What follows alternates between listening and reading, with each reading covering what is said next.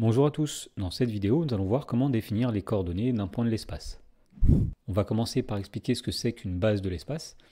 Alors si on reprend tout d'abord l'exemple d'une droite. Pour définir une droite, il suffisait d'un point, par exemple grand A, et d'un vecteur U qu'on appelait un vecteur directeur de la droite. Et bien ce vecteur U, on dit aussi que c'est une base de cette droite. Alors de même, pour définir un plan, il fallait un point et deux vecteurs U et V qu'on appelait une base ou des vecteurs directeurs de ce plan. Alors il fallait que les vecteurs U et V ne soient pas collinéaires, sinon U et V ne définissent finalement qu'une seule droite. Et donc l'idée pour définir une base de l'espace, eh bien on va prendre trois vecteurs qu'on va appeler U, V et W, et on va demander à ce que ces vecteurs soient non coplanaires. Alors s'ils étaient coplanaires comme ceci, eh bien les trois vecteurs U, V, W ne définiraient qu'un plan. Donc on dira que si on a trois vecteurs U, V, W qui sont non coplanaires, eh bien ils forment une base de l'espace. Et donc c'est ce que dit la définition, on appelle base de l'espace tout triplet I, J, K de vecteurs qui sont non coplanaires. Et donc la proposition suivante va nous donner finalement l'intérêt de cette notion de base de l'espace. Alors soit IJK, une base de l'espace, et bien pour tout vecteur U, il va exister un unique triplet, alpha, bêta, gamma, qu'on appellera des coordonnées, et bien tel que le vecteur U, c'est alpha fois le vecteur I, plus bêta fois le vecteur J, plus gamma fois le vecteur K. Autrement dit, si on a une base de l'espace, et bien n'importe quel vecteur de l'espace pourra se décomposer comme quelque chose fois le premier vecteur, plus quelque chose fois le deuxième, plus quelque chose fois le troisième, et cette décomposition est unique, et donc on parlera de coordonnées du vecteur U dans la base IJK. Alors faisons un exemple pour comprendre cette notion de base et de coordonnées d'un vecteur dans une base. Alors on nous dit soit ABCDEFGH un pavé droit, on note I le milieu de AB, O le centre de la face ADHE, et J le point tel que AJ égale un quart de AG. Voilà, donc on a ici une représentation de la situation, donc ABCDEFGH est un pavé droit, I est au milieu de AB, le point O c'est bien le centre de la face ADHE, et on a placé le point J à un quart en partant du point H sur le segment HG. Et donc on nous demande de justifier que le triplet AB, AD, AE, eh bien c'est une base de l'espace, et ensuite de décomposer les vecteurs OI et BJ dans cette base. Donc on représente les vecteurs AB, AD et AE sur la figure, et puis pour montrer que c'est une base de l'espace, il suffit de montrer que ces vecteurs eh bien, ne sont pas coplanaires. Et l'idée ici, pour montrer que les vecteurs AB, AD et AE ne sont pas coplanaires, eh bien, c'est de faire un petit raisonnement par l'absurde. Si jamais ils étaient coplanaires, eh bien, les points A, B, D et E seraient eux-mêmes coplanaires, c'est-à-dire que A, B, D, E seraient dans un même plan, le plan ABD par exemple. Donc en particulier, le point E appartiendrait au plan ABD, mais ça c'est absurde, on voit effectivement que sur la figure, le point E n'appartient pas à ce plan, donc les vecteurs ne sont pas coplanaires. On nous demandait ensuite de décomposer le vecteur OI dans cette base. Alors le vecteur OI, le voici, et donc pour décomposer ce vecteur dans la base AB, AD, AE, eh bien finalement on va utiliser la relation de Schall. On va essayer de voir comment, en allant de O jusqu'à I, on a le vecteur AB, le vecteur AD et le vecteur AE. Mais avant ça, on peut tout simplement regarder la figure. Pour aller de O à I, on va faire ici moins une demi fois le vecteur AD. Ensuite, on va faire ici moins une demi fois le vecteur AE. Et pour finir, on va faire une demi fois le vecteur AB. Et donc pour démontrer ça rigoureusement, on va appliquer la relation de Schall. On va dire que le vecteur OI, eh bien c'est le vecteur OA plus le vecteur AI.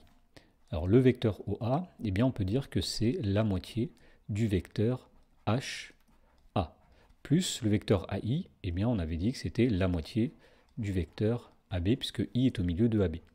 Maintenant, on va encore appliquer la relation de Schall. On va dire que le vecteur HA, eh bien, c'est tout simplement HE plus EA. Et ensuite, on va dire plus 1 demi du vecteur AB. Et donc pour finir, on va dire que le vecteur HE, eh bien, il est égal au vecteur DA, mais c'est-à-dire le vecteur moins AD. Donc ici, on a 1 demi fois le vecteur moins AD. Et le vecteur EA, eh bien, c'est moins le vecteur AE. Donc ici, on a moins AE. Plus 1 demi du vecteur AB. Donc, on peut écrire ici que le vecteur OI, eh bien, en distribuant, on va avoir donc moins 1 demi de AD, ici. On va avoir aussi moins 1 demi de AE. Et puis, nous avions 1 demi de AB, comme ceci. Et donc la question n'est pas posée, mais si on devait donner les coordonnées du vecteur OI dans la base AB, AD, AE, eh bien puisqu'on a une demi fois AB, on va mettre un demi. Puisqu'on a moins une demi fois AD, on met moins un demi. Et moins un demi pour finir, puisqu'on a moins une demi fois le vecteur AE. Nous allons faire maintenant la même chose pour le vecteur BJ. Et comme tout à l'heure, on va commencer par regarder sur le schéma. Alors pour aller de B à J, on va faire donc le vecteur BC plus le vecteur CG plus le vecteur GJ. Alors le vecteur BC, eh bien c'est pareil que le vecteur AD. Le vecteur CG, lui, c'est la même chose que le vecteur AE. Et le vecteur GJ, eh bien c'est tout simplement moins 3/4 du vecteur AB. Donc là on a notre décomposition, le vecteur BJ, ce sera moins 3/4 de AB plus AD plus AE. Et on va le démontrer bien plus rigoureusement. Donc on va dire que le vecteur BJ, eh bien on avait dit que c'était BC plus CG plus GJ. Donc BC, nous avons dit que c'était le vecteur AD. CG, on a dit que c'était le vecteur AE. Et GJ, on avait dit que c'était moins 3/4 de AB. Et donc, si on réécrit tout ça dans l'ordre, puisque la base est AB, AD, AE, nous avons donc moins 3/4 de AB plus AD plus AE. Et donc, comme tout à l'heure, si on devait donner les coordonnées du vecteur BJ dans cette base, eh bien, ce serait moins 3/4, 1 et 1. Maintenant qu'on a défini ce qu'est une base de l'espace, on va pouvoir définir ce que c'est qu'un repère, puis les coordonnées d'un point dans un repère de l'espace. Alors tout d'abord, on appelle repère de l'espace, eh bien tout quadruplet OIJK, où O est un point de l'espace quelconque, et IJK c'est une base de l'espace, c'est-à-dire 3 vecteurs qui sont non coplanaires. Alors la situation est représentée ci-dessous sur le schéma. Ici nous avons I, J, K, 3 vecteurs qui sont non coplanaires, et puis nous avons un point O qui sera l'origine du repère. Et donc la définition suivante va nous permettre de définir ce que c'est que les coordonnées d'un point dans l'espace. Donc soit OIJK un repère de l'espace et M un point de l'espace. Eh bien il y a un unique triplet X, Y, Z qui s'appelleront des coordonnées, telles que le vecteur OM, ce soit X fois le vecteur I, plus Y fois le vecteur J, plus Z fois le vecteur K. Donc on les voit effectivement sur le schéma. Ici, pour aller de O à M, on va faire X fois le vecteur I, ensuite plus Y fois le vecteur J, et pour finir, plus Z fois le vecteur K. Et bien cet unique triplet qui permet d'aller de O à M dans la base IJK, et bien ce qu'on appellera les coordonnées du point M dans le repère OIJK. Et donc si on résume, et bien les coordonnées d'un point dans un repère OIJK, ce seront les coordonnées du vecteur OM dans la base IJK, où IJK est la base associée au repère OIJK. Et donc ce qu'il faut retenir finalement, c'est que les coordonnées dans l'espace, c'est un peu la même chose que les coordonnées dans le plan. Il y a simplement une composante en plus, la composante Z, mais sinon tout est pareil. Et donc justement, nous allons voir les opérations sur les coordonnées qui sont en fait finalement les mêmes que dans le plan. Donc soit OIJK, un repère de l'espace, donc on donne deux points A et B qui ont pour coordonnées XA, YA, ZA, XB, YB, ZB. Et donc première chose à connaître, c'est que les coordonnées du vecteur AB, eh bien c'est XB moins XA, YB moins YA, ZB moins ZA, c'est-à-dire l'arrivée moins le départ. Alors ça, c'est exactement la même chose que dans le plan, sauf que dans le plan, on faisait simplement XB moins XA, YB moins YA. Dans l'espace, on rajoute une composante, ZB moins ZA. La deuxième chose à connaître, c'est que les coordonnées du milieu du segment AB, eh bien ce seront XA plus XB divisé par 2, donc la moyenne des abscisses, YA plus YB divisé par 2, la moyenne des ordonnées, et ZA plus ZB divisé par 2, donc la moyenne des Z. Et donc nous allons voir dans un exemple comment trouver les coordonnées de points dans un repère de l'espace, et puis comment utiliser les formules qu'on vient de voir sur les coordonnées d'un vecteur et les coordonnées du milieu. Alors donc on nous dit soit ABCD un tétraèdre, IJK les milieux respectifs des arêtes AB, AC et AD, et soit L le milieu de JK. Donc on a représenté ici un tétraèdre ABCD.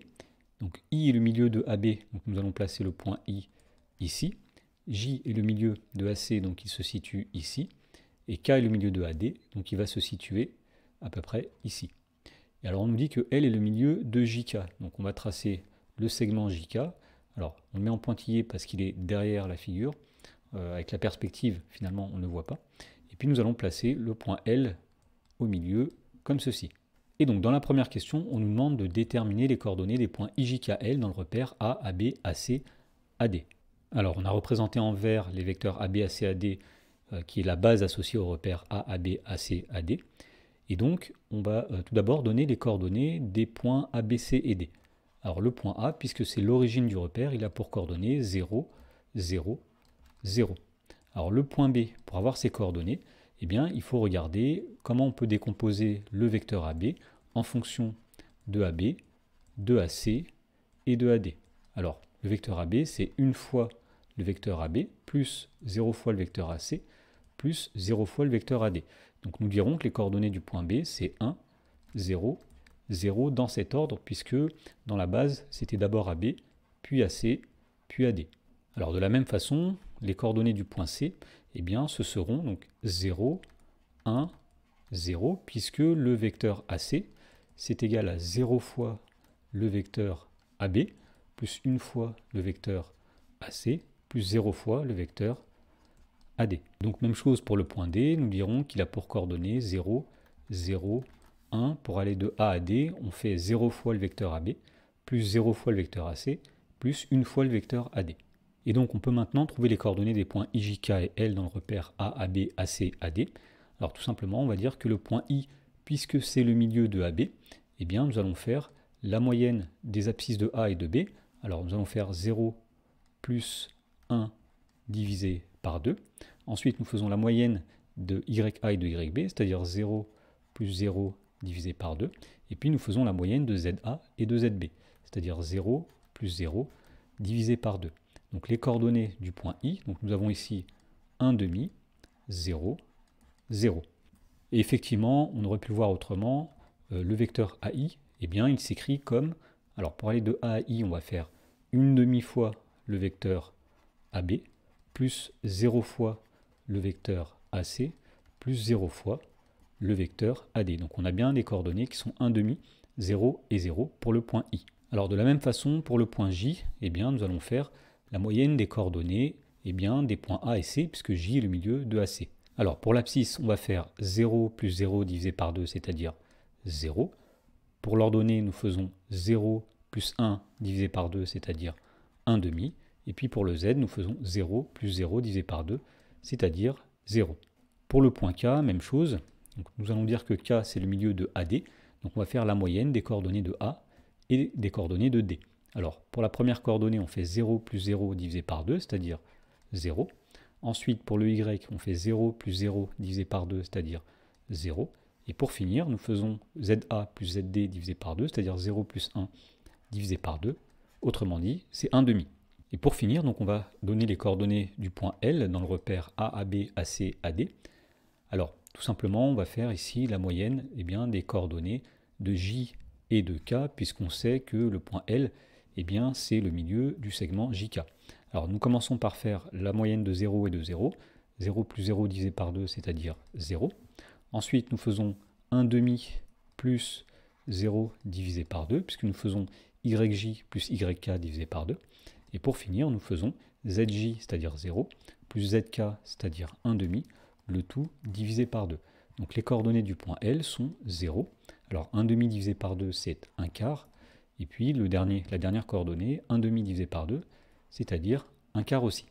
Et donc une autre façon de dire ça, c'est que pour aller de A à L, on va faire 0 fois le vecteur AB, plus 1 quart de fois le vecteur AC, plus 1 quart de fois le vecteur AD.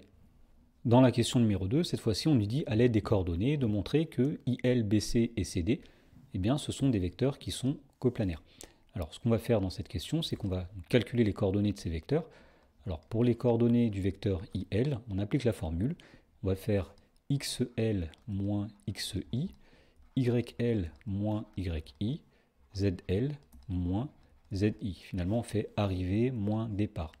Alors donc les coordonnées du vecteur IL, XL c'est 0, XI c'est 1 demi, 0 moins 1 demi, c'est-à-dire moins 1 demi. Ensuite, nous faisons YL, c'est-à-dire 1 quart, moins YI, 0, 1 quart moins 0, c'est-à-dire 1 quart. Et pour finir, on fait ZL moins ZI, c'est-à-dire 1 quart moins 0, et on trouve 1 quart aussi. Alors de la même façon, on va faire les coordonnées du vecteur BC. Alors le vecteur BC, on va faire XC moins XB, YC moins YB et ZC moins ZB. Donc on met finalement tout d'abord dans la première colonne les coordonnées de C. On avait dit que c'était 0, 1, 0. Et on va faire moins les coordonnées de B qui étaient 0, 1, 0. Donc le vecteur BC, il a pour coordonnées moins 1, 1, 0. Pour finir, donc les coordonnées du vecteur CD, donc même chose, on va faire XD moins XC, YD moins YC, ZD moins ZC. Alors nous allons mettre, donc première colonne, les coordonnées du vecteur D, qui étaient 0, 0, 1, moins les coordonnées du vecteur C, qui étaient 0, 1, 0. Et donc on en déduit que le vecteur CD, il a pour coordonnées 0, moins 1 et 1. Et pour finir, donc, on veut montrer que ces vecteurs-là sont coplanaires, autrement dit, on veut montrer qu'on peut exprimer un des vecteurs comme une combinaison linéaire des deux autres. Autrement dit, on cherche deux nombres réels x et y tels que le vecteur IL, ce soit x fois le vecteur BC plus y fois le vecteur CD. Alors, on pourrait résoudre un système d'équations pour trouver x et y, mais ici il y a plus simple puisqu'on remarque directement que le vecteur IL, c'est 1/2 du vecteur BC plus 1/4 du vecteur CD.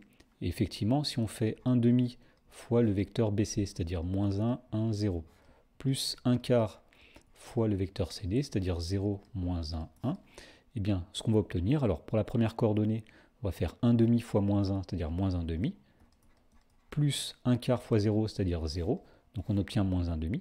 Maintenant, pour la deuxième coordonnée, on fait 1/2 fois 1, c'est-à-dire 1/2, plus 1/4 fois moins 1, c'est-à-dire moins 1/4, 1/2 moins 1/4, ça donne 1/4, et pour la dernière coordonnée, on fait 1/2 fois 0, 0, plus 1/4 fois 1, c'est-à-dire 1/4, et on retrouve bien ici effectivement le vecteur IL. Et donc, puisque le vecteur IL peut s'écrire comme une combinaison linéaire des vecteurs BC et CD, on peut affirmer que les vecteurs IL, BC et CD sont coplanaires. Dans la proposition suivante, on va voir comment additionner deux vecteurs pour obtenir les coordonnées de la somme, ou bien multiplier un vecteur par un réel et obtenir les coordonnées du résultat. Donc on nous dit soit O et JK un repère de l'espace, U et V qui sont deux vecteurs qui ont pour coordonnées alpha, bêta, gamma et alpha prime, bêta prime, gamma prime, et K un nombre réel. Les coordonnées de la somme U plus V, il suffit d'additionner les coordonnées du vecteur U avec les coordonnées du vecteur V. De même, quand on veut les coordonnées du vecteur K fois U, il suffit de multiplier chaque composante par le nombre K. Et donc dans l'exemple, on nous dit soit ABCD, EFGH un pavé droit, K c'est le milieu de AG, I c'est le centre de la face BCGF, et J est le point tel que BJ égale 1/4 de BA. Et donc on nous demande de donner les coordonnées de tous les points de la figure dans le repère A, AB, AD, AE. Alors commençons par le point A, puisque c'est l'origine du repère, il aura pour coordonnées 0, 0, 0. Le point B à présent, alors pour aller de A à B, on fait une fois le vecteur AB, plus 0 fois le vecteur AD, plus 0 fois le vecteur AE, donc nous aurons 1, 0, 0. Pour aller de A à C, on va faire une fois le vecteur AB, plus une fois le vecteur AD, plus 0 fois le vecteur AE. Donc nous dirons que les coordonnées du point C, ce sont 1, 1, 0. Et donc sur le même principe, on donne les coordonnées de tous les points de la figure. Donc le point D, on fait 0 fois le vecteur AB, plus une fois le vecteur AD, plus 0 fois le vecteur AE. Donc les coordonnées du point E, nous avons 0, 0, 1. Pour le point F, on fait une fois AB, plus 0 fois AD, plus une fois AE. Donc on obtient 1, 0, 1. Pour le point grand G, nous allons faire une fois AB, plus une fois AD, plus une fois AE. Donc les coordonnées sont 1, 1 et 1. Et pour le point H, on fait tout simplement donc 0 fois AB, plus une fois AD, plus une fois AE. Donc nous avons ici 0, 1 et 1. Voilà, donc ça c'était pour les points du pavé droit. Alors pour le point K, qui est le milieu de HG, on va faire tout simplement donc la moitié du vecteur AB, plus le vecteur AD, plus le vecteur AE. Donc ici nous aurons 1/2, 1, 1.